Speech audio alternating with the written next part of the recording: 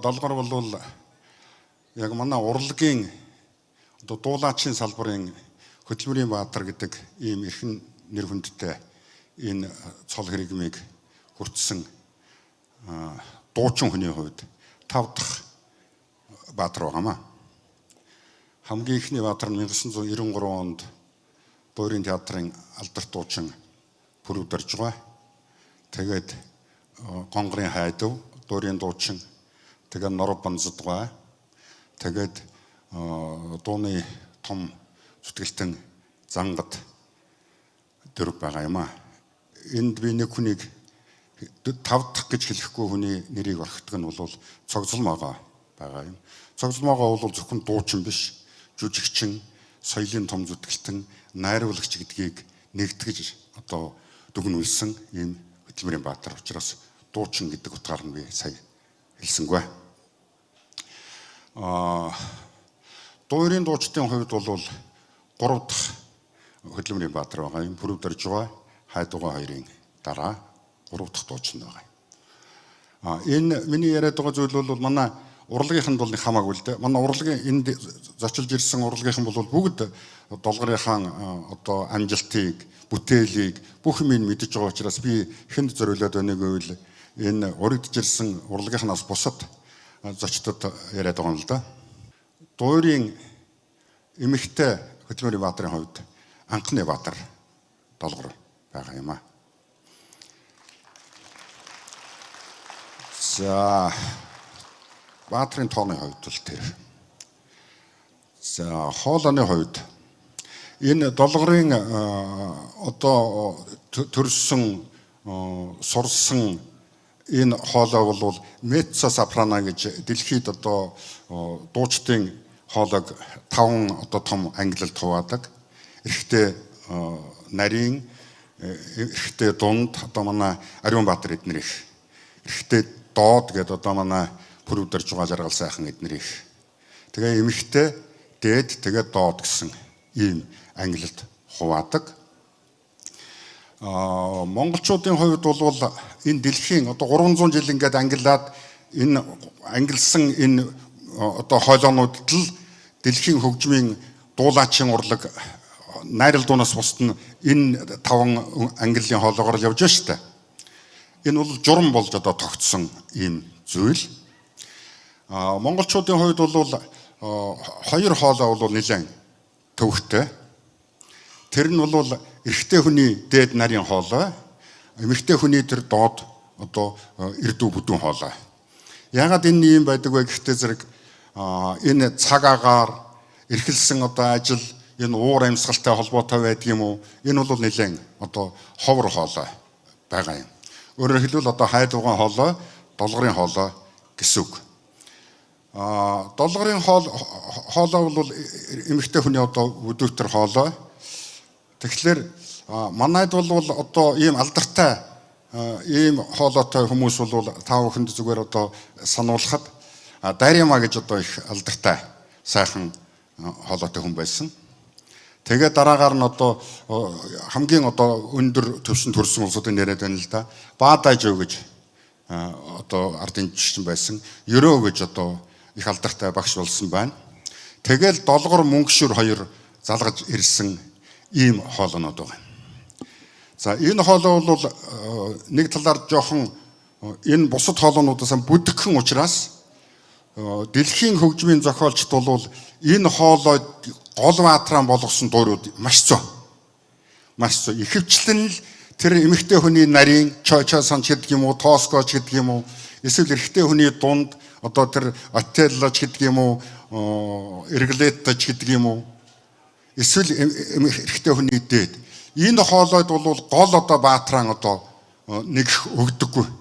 Тийм учраас дэлхийд бол энэ бүдүүтэр хоолойтой эмэгтэй хүний хоолойтой хүмүүс их олноороо ингэж алдарших боломж байхгүй. Ягаад гэвэл урын сан нь үндсэндээ тэдэнд бага зэргийн хориг тавьдаг.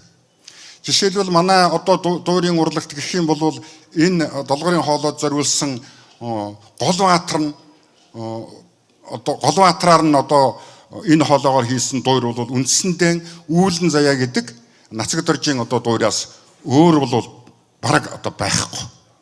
Тэгэл учиртай уран толгой дээр нэг бүүвэж гэдэг юм уу, ламбугаан үлмэслэр нэг одоо ээжч гэдэг юм уу, ингээд нэг туслахмаа ихтэй. Тэгэхээр энэ хоолой бол ерөөсөн гарч ирэхэд их төвөгтэй. Тэгэхээр энийг бол долгор маш эрт мэдэрсэн хүн байгаа. Маш эрт мэдэрсэн. Тийм учраас манай дууны урлагт бол ерөөсөн дуурайар явъя. Гэхдээ дуу дуулъя гэж. Тэгэхээр энэ хоолойнуудаас хамгийн их хүчтэй энэ дууны салбарт орж ирсэн дуурийн том дуучин, эмэгтэй дуучин бол үндсэндээ энэ зууны сүүл хагаст бол долгороос өөр одоо барих арга байхгүй. Ягаад гэвэл манай Жавзан дулам эднэр үргэлж ирсэн байлгүй. Жавзан дулмын одоо ухаандаа гайхамшигтай том ардын жүжигчин. Тэгэхэд одоо 80% нь дуурьтай, 20% нь одоо дуундаал байгаа бах. Долгорынх бол яг явж дуур хоёроо бол 50% барьсан ийм том одоо зүтгэлтэн хүн байгаа. Тэгэхээр энэ хоолойныхаа боломж олдсон энэ байдал, энэ онцлогийг хамгийн зөв мэдэрч энэ хоёр салбарт зүтгэсэн ийм том одоо баатар хүн байхгүй юу? Энийг нэг хэлмээр байна. Дараагийн нэг зүйл бол би ингээд яриад байгаа нь ер нь энэ зочид долгорыг яриад байгаа шүү дээ. Долгорыг ухаа манай өөрийнхөө урлагийг яриад байгаа байхгүй юу? Энэ дууны урлагт чухамдан ухаан зараад тэгээд дуулахын тэр сэтгэл зүйн онцлогийг мэдрээд тэгээд өөрийнхөө одоо гоо сайхан гэх юм уу тэрнтэй зөв хослуулад тэгээд тайзыг эзэмших одоо 100% баталгаатай боловсрлоор энэ дууны урлагт орж ирсэн том зүтгэлтэн байгаа юм. Тийм учраас өнөөдрөөс одооноос эхлээд долгорын Монголын дуурийн урлагт, дуулаачийн урлагт долгорын дэгс сургууль гэж бүр тод замыг үлдээж байгаа ийм нөхөр байгаа. Тэгэхээр дэгс сургууль, дуулахын дэгс сургууль одоо хондоо Түмэн Дэмбэрлийн дэгс сургууль гэж байна. Бидэнд бүр ойлгомжтой. Магадгүй одоо хондоо Адар сүрэнгийн дэгс сургууль юм а гэхэд маяг гэж байна. Тэгэхээр долгорын дуулах тэр ухааны дэгс сургууль бол манай дуулаачийн урлагт өөрийнхөө том цагаан замыг татаж орж ирж байгаа ийм том зүтгэлтэн байгаа юм. За, гурав дахь нэг санаа бол долгор ер нь дуурийн театрт идэвхтэй одоо дуулдаг цагтаа соёл урлагийн сургуульд багшаар очичихсан. Гэхдээ энэ бол долгор бол соёл урлагийн сургуулийг манай сургуулийг би тэр сургуульд багшилж байгаа л да. Манай сургуулийг юугаар сайн сэлбэж чадж байгааг гэвэл Оросын асар хүчтэй том дэг сургуулийг өөрөө авч ирсэн. Манай дуучдаас хамгийн анхудаа энэ шин цаг үед Италид жинхэнэ нөгөө дуулаачийн урлагийн дэг сургуультай газарт хамгийн анхудаа очиж одоо 2-3 жил суралцаж ажилласан. Тийм учраас дэлхийн дуулаачийн урлагийн гол хоёр төвөөс нь авчирсан нэг хүн соёл урлагийн сургуулийн дуулаачийн тэнхимийг ингэж авч явна гэдэг бол үндсэндээ манай дуулаачийн урлагийн одоо Ерөөгийн ч гэдэг юм уу, Ичин хорлоогийн ч гэдэг юм уу дараагийн том давалгааг бол долгорын шавнар эхлэнэ гэж ингэж бид нар ухаарч байгаа. Тийм учраас энэ хойч үеийн бэлдэхэд бол долгор үнэхээр үнэтэй одоо хувь нэмэр оруулж байна. Дөнгөж одоо ажилласан жилээс хойш дуулах урлагийн талаар ерөөсөн ном ерөөсөө манад байдаггүй, бүтээл байдаггүй. Долгор өөрөө бичээд надаар редакторлуулад их сайхан одоо дуулаачийн урлагийн дасгалын зөвлөмжийн сайхан ном одоо гаргасан байгаа. Тэгэхээр цаашдаа бол долгор энэ Монголын дуулаачийн урлагийг авч явахад их том үүрэг гүйцэтгэнэ гэж ингэж бодож байгаа. Төгсгөлд нь бид хоёр, долгор бид хоёр ээжтэй хэлээгүй үгийг долгорд л хэлчих гээд байдгийм аа л гэж л 2-3 удаа ярьсан байгаа. Энэ бол бид хоёрын одоо олон жилийн 50 жилийн андлалын баталгаа гэж одоо ингэж үзэж болно. Долгор бол намайг ойлгох, хүнийг ойлгох, хүнд ивэл хайрлах, өгөөмөр хандах хандлагаараа бол гайхамшигтай эмэгтэй хүн.